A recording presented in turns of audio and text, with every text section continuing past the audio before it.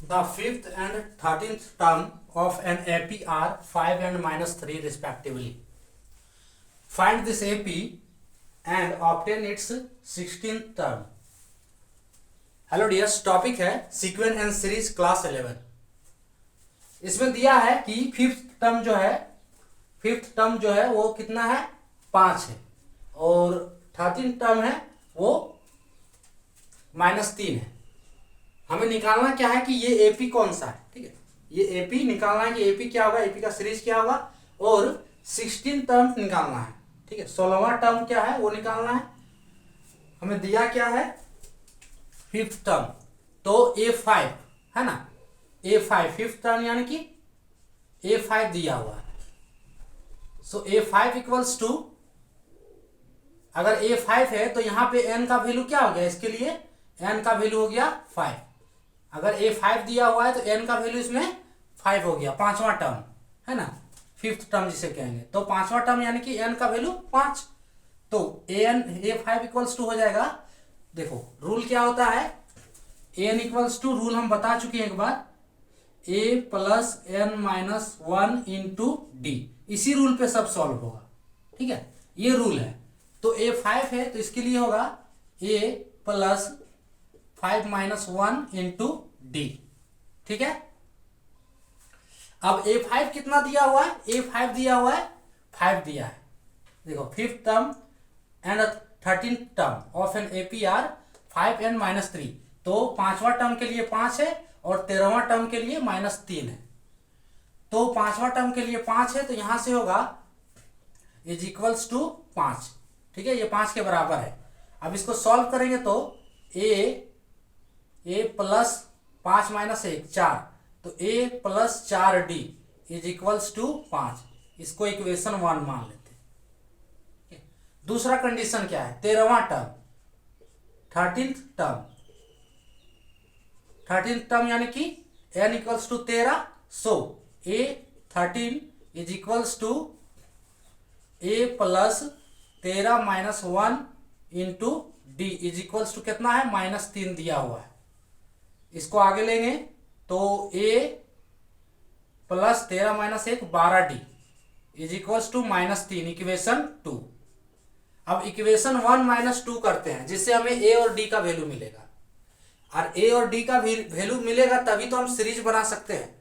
Without d और a का series नहीं बना सकते हैं। एपी सीरीज बनाने के लिए हमें a और d चाहिए। तो इस दोनों को सॉल्व करते हैं, इक्वेशन 1 माइनस 2 करते हैं। Equation 1 minus equation 2। तो पहला है a plus 4d is equals to 5, और दूसरा है a plus 12d is equals to -3 दिया हुआ है। अब यहां से माइनस करेंगे तो a कट जाएगा। ठीक है, और ये माइनस करेंगे तो यहां माइनस, यानी कि ये कितना होगा, -8d इज इक्वल्स टू, यहां प्लस हो जाएगा, सो 8, यानी कि d का वैल्यू कितना हो गया, -8/8। सो d बराबर, d इक्वल्स टू कितना आया, 1 आया, -1, d बराबर -1 आया। ठीक है, समझ गए। अब यहां से हम a निकाल सकते हैं। d का वैल्यू किसी में भी पुट कर दो, तो a निकल जाएगा। हम पुट करते, इक्वेशन 1 में पुट कर देते हैं। So put d equals to -1 in equation 1, इसमें पुट करेंगे तो a प्लस 4d का वैल्यू -1 है इज इक्वल्स टू 5। तो यहां से a plus minus, so a minus 4 is equals to 5। तो a equals to 5 plus 4 is equals to 9, है ना।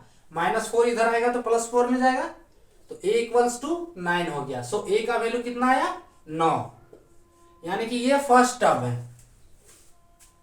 ये कौन सा टर्म है, फर्स्ट टर्म। तो a का वैल्यू 9 आया। अब d का वैल्यू -1 है तो हम सीरीज बना सकते हैं। सीरीज कैसे बनाएंगे, a का वैल्यू 9 है तो ये फर्स्ट टर्म हो गया 9। ठीक है, ये फर्स्ट टर्म 9 हो गया। अब d दिया हुआ है -1। ठीक है, तो a2 कैसे निकालेंगे, ये a1 हो गया, पहला टर्म a1 हो गया, तो A2 कैसे निकालेंगे? A2 D इक्वल्स टू होता है A2 माइनस A1 होता है। तो A2 इक्वल्स टू होगा क्या? D plus A1। D का वैल्यू कितना है? D का वैल्यू -1 है और एक A1 का वैल्यू 9। तो -1 प्लस 9 इज इक्वल्स टू -8 है ना। तो दूसरा -8 नहीं 8 सॉरी। सो दूसरा A2 जो हो जाएगा वो होगा 8। ठीक है। उसी तरह A3 निकालोगे तो A3 कितना होगा? 7 होगा क्योंकि D है -1। ठीक है 7 होगा। देखो निकाल के देख लो। अगर A2 तो A3 कैसे निकालोगे? A3 बराबर इसके अनुसार क्या लिखेंगे? D plus A2। सो D कितना है? -1 और A2 जो है वो 8 है प्लस 8 तो कितना बचा? 7 बचा। सो ये हो गया 7 कोमा 6। ये डॉट डॉट डॉट आगे तक जाएगा है ना। और ये आपका बन गया एपी जो पूछा था। एपी जो पूछा था। अब पूछा है कि इसका इस एपी का 16वां टर्म क्या होगा? देखो एक हम निकाल लिए, ये आंसर आपका एक हो गया। इस एपी का 16वां टर्म क्या होगा? 16वां टर्म निकाल सकते हैं A16। तो A16 is equals to A plus n minus 1। तो n की जगह पे 16 माइनस 1 इंटू डी। डी कितना है? -1 है। -1 ठीक है। ए का भी वैल्यू रखिए देते। ए वैल्यू है 9। तो 16वां टर्म कितना निकलेगा? 9 प्लस ये कितना हो गया? 15 और -1। 15 इंटू -1। सो 9 माइनस प्लस माइनस माइनस। तो 9 माइनस 15 इज इक्वल्स टू -6। यानी कि A16 जो आया वो कितना आया? -6। ठीक है। ये हो गया आपका दूसरा आंसर। क्या दिया है? 5वां टर्म दिया है, 5th टर्म। तो 5th टर्म यानी कि A5 is equals to A plus 5 इस फॉर्मूले के अनुसार A plus 5 minus 1 into d is equals to कितना दिया है? 5वां टर्म 5 दिया है। इसको सॉल्व किए, इक्वेशन 1 बन गया। दूसरा कंडीशन है 13वां टर्म। 13th टर्म दिया है A13। तो A13 कितना दिया है? -3। So A plus 13 minus 1 into d equals to -3। इसको सॉल्व किए, इक्वेशन 2। अब दोनों इक्वेशन को घटा दिए, यहां से ए कटा, डी का वैल्यू निकला -1। अब डी का वैल्यू क्या है? इक्वेशन 1 में पुट कर दिए। यहाँ ए का वैल्यू कितना आया? 9।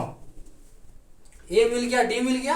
अब ए मिल गया यानी कि A1 फर्स्ट टर्म मिल गया। तो A2 कैसे निकालेंगे? तो D इक्वल्स टू होता है A2 माइनस A1। ये भी एक फॉर्मूला है, ये भी याद कर लेना। ठीक है। D equals to A2 minus A1 होता है। तो A2 equals to D plus A1। So D plus A1 यानी कि A2 का वैल्यू कितना आया? D पुट कर दिए और A1 पुट कर दिए। A2 का वैल्यू आया 8। उसी तरह A3 आया 7, फिर होगा 6 और इसी तरह चलते ये AP बन गया आपका। अब पूछा है इस AP का 16वां टर्म क्या होगा? A16। तो A16 हम निकाल दिए। A16 यानी कि n बराबर 16 होगा। इस फॉर्मूले पे वैल्यू रख दिए और निकाल दिए। A16 कितना आया?